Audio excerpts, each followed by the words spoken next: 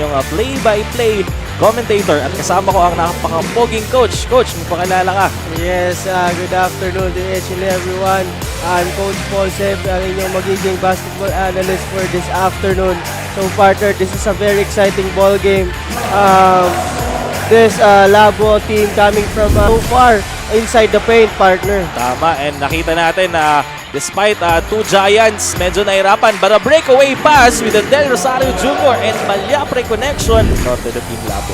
Yes, partner. So hindi din basta-basta kasi itong mga players natin dito sa Cam Norte Lake, sabi nga natin, handpick and talagang magagaling itong mga players na to.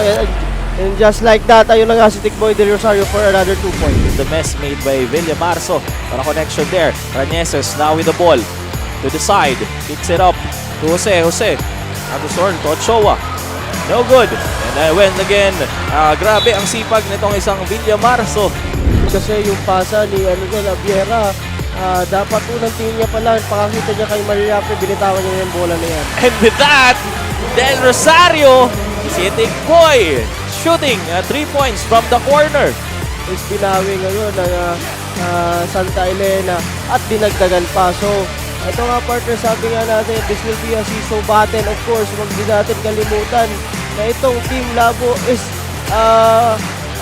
sabi nga natin. And with that, Malyapre to Del Rosario and an easy 2 points for Josol.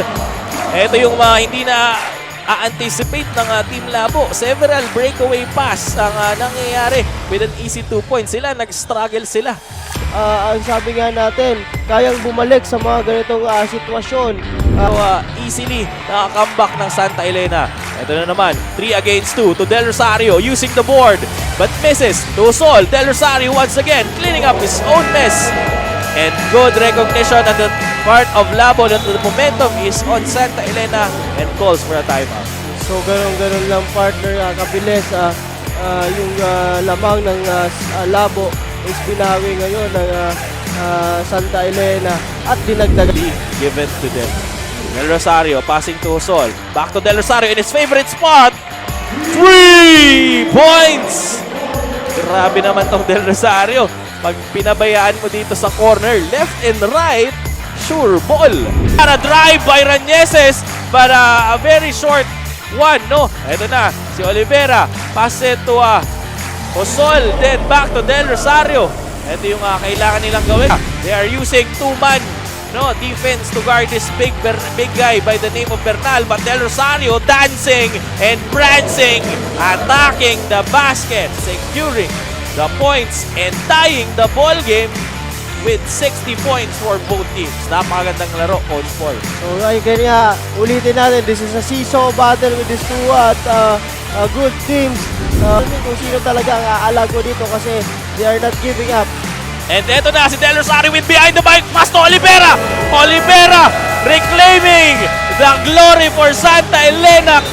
If not, si Del Rosario talagang they are going hard to the basket. Yung maganda to kasi hindi makaka-set up ng depensa itong Team Labo. Bernal would be relentless in attacking him. But here's go Del Rosario dancing once again using his left and right foot. Attacking and leading again.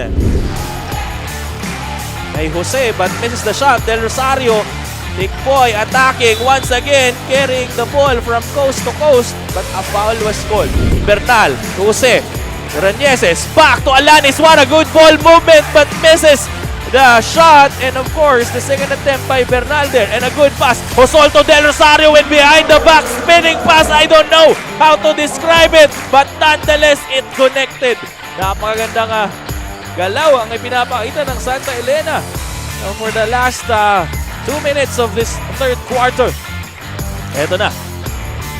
Pass to Bernal against the 3 Giants. Using the glass but misses. Del Rosario against 3, dancing and using his left hand. Basket counts, and we see there the motion of the referee as if he's smashing the ground with that immense attack by Del Rosario. Tingnan mo partner, pinalaman sa isang pyramid ang isang Tikboy Del Rosario, but nonetheless, kinaliwa niya lang. And one pa. Yes, partner. So yun nga yung Nation to win this ball game against Santa Elena. Quick 3-point attempt by Del Rosario. right when they needed it the most. Laro. Tama, tingnan natin kung Santa Elena will claim their first victory as you were saying a while ago, or will this man na si Raniesos or anyone will show us some miracle in the remaining 40 seconds of this game. But again, nonetheless, napakagandang laro and I think everyone